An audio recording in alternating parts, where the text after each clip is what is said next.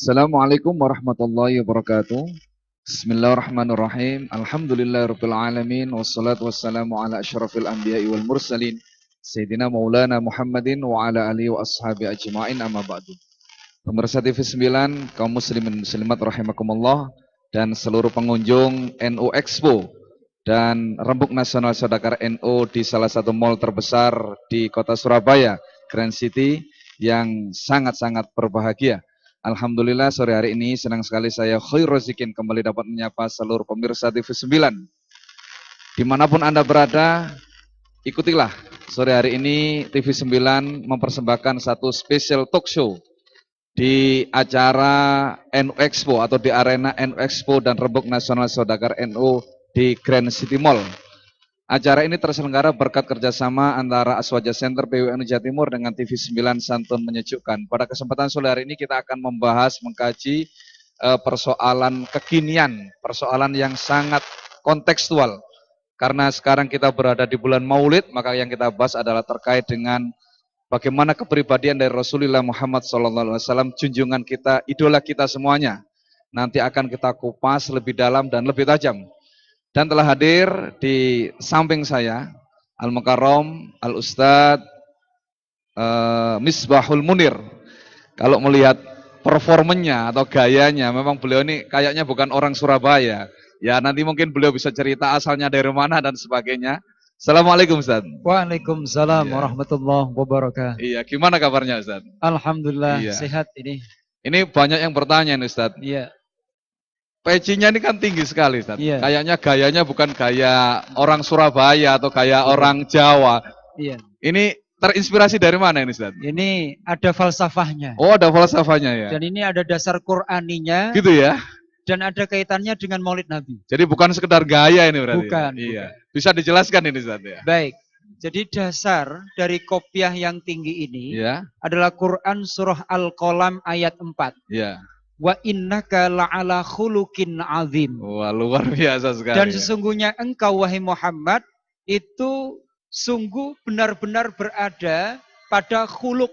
Nah, oleh orang Jawa, khuluk itu dimaknai kuluk. Oh, gitu ya. Azim itu dhuwur. Iya. Kuluke dhuwur. Iya. Berarti kupluke tinggi. Jadi kupluke dhuwur gitu ya. Kupluke Wah. dhuwur. Jadi tidak mengada-ngada itu ya. Tidak mengada-ada. Maka kemudian kalau dalam bahasa Arab, khuluk itu akhlak, azim tinggi. Maka diharapkan dengan berkopiah tinggi itu memiliki akhlak yang tinggi. Wah, luar biasa sekali. Dan sangat pas dengan tema kita Ustaz ya. Insya Allah. Sore hari ini kita membahas kepribadian dari baginda Rasulullah Muhammad SAW. Kalau banyak pakar itu bilang begini, kita sekarang krisis figur. Sebenarnya kita punya figur kok. Betul. Figur yang tidak tergantikan, yaitu baginda Rasulullah Muhammad SAW gitu ya.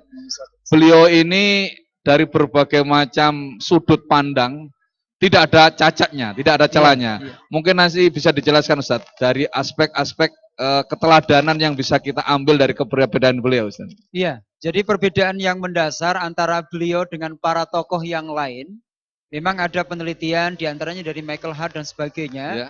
Jadi tidak satu pun celah. Dan bahkan dalam semua aspek kehidupan, beliaunya itu menjadi uswah yang hasanah. Memang uswah itu ada dua. Uswah yang hasanah, ada uswah yang sayyi'ah.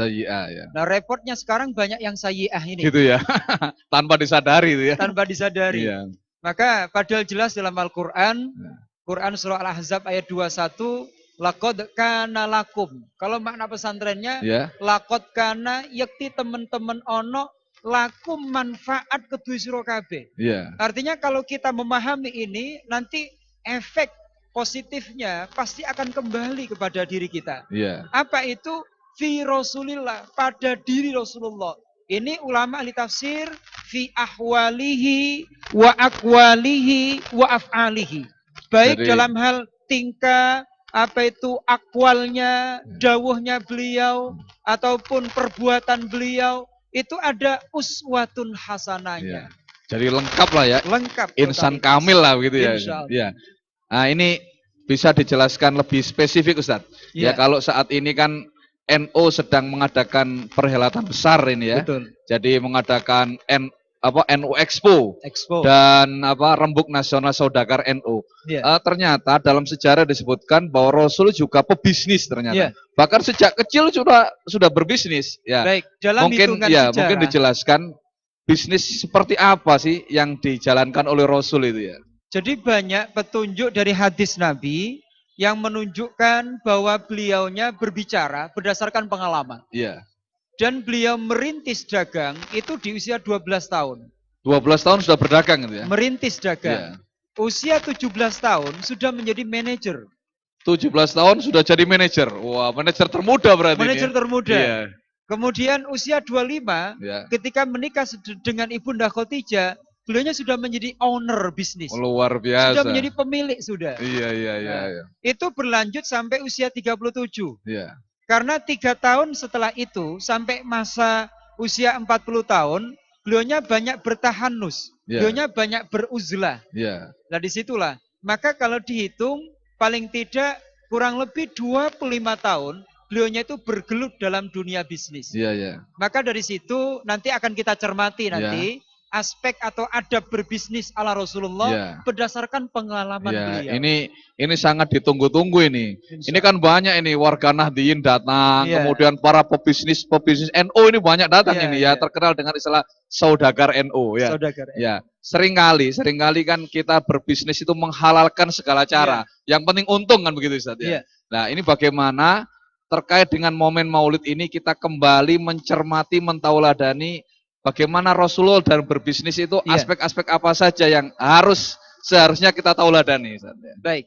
Yang pertama, niati bisnis atau usaha untuk mengharap ridhonya Allah Azza wa Jalla. Jadi niat dulu ini ya, mengharap ridho Allah ini ya. Jadi innamal a'malu binniyat. Maka insya Allah selama usaha dagang kita itu dinilai bagian dari sarana zikrullah. Luar biasa ini ya. Ini. Kemudian apa lagi Ustaz? Yang kedua, ketika memulai masuk ke tempat usaha, masuk mall ini jangan lupa. Dalam petunjuk Nabi yang diriwayatkan oleh Imam Ibnu Majah, itu Nabi dawuh, man qala khina yadkhul as-suq, barang siapa yang ketika masuk ke mall, masuk ke pasar, dia kemudian berzikir, la ilaha illallah wahdahu la syarikalah ulahul mulku wa huwa hayyun la yamut biyadil khair kulluhu wa huwa ala kulli syai'in qadir. Kalau membaca itu dengan penuh keimanan, keikhlasan dan memahami apa yang ia baca, kataballahu lahu bikulli kataballahu lahu alfi hasanatin wa maha anhu alfi sayiatin. Wah, luar biasa Ustaz ya. Penjelasannya setelah ini Ustaz. Insyaallah. Pemirsa TV 9, menarik sekali perbincangan kita di spesial talk show pada sore hari ini. Sekali lagi, ini adalah program spesial yang dipersembahkan oleh Aswaja Center PWNU Jawa Timur bekerjasama dengan TV 9 Santun Menyejukkan. Jangan lupa ikuti terus program ini sampai akhir nanti. Saya akan kembali setelah yang berikut ini.